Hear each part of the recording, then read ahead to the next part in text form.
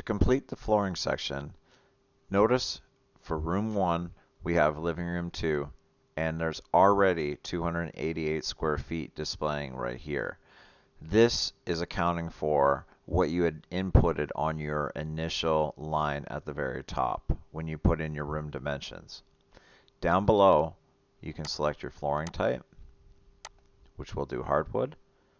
And for flooring, we can go ahead and we're going to select oak, but in the event that the flooring you are looking for is not a listed item or it's a one of, you can simply put other plus install, which will then give you the option below to add whatever description you would like to add.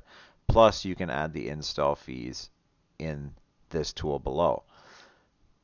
If the item is going to be an install only, because the customer will be supplying the product, simply click the first item right here. So we're going to go ahead and select oak. Right here you can see custom flooring cost per square foot. If you chose the other item right here, then you would select how much it is per square foot, and you could then add how much the install price will be per square foot. This particular item has been added into our back end, so we don't have to manually input this every single time.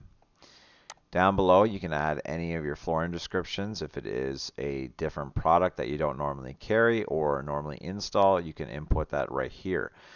If the flooring is going to be glued down, in this case, we would like it to be, simply select yes. If it's not, just select no. Your custom cost of your glue. So if there was a specific glue that you wouldn't have normally in your database in the back end, add that information right here along with the cost of the install of the glue. If you're doing tile, you can then add your grout type right in here, which right now is showing that it's not applicable, and the reason that is that it doesn't have tile selected at the top. So in order to receive a grout selection, you would have to input a tile. This way it avoids any confusion of lines that you may accidentally fill in. Down below is the subfloor section. If you were to add a subfloor to your flooring, most cases maybe you're going to replace the subfloor before you go with flooring over top of it, or you're simply looking to add tile, so you want to add an extra layer on the floor. You can choose from these items in here, and you can change your description. Now for that subfloor, it's important to know if you're going to be screwing the floor down or not.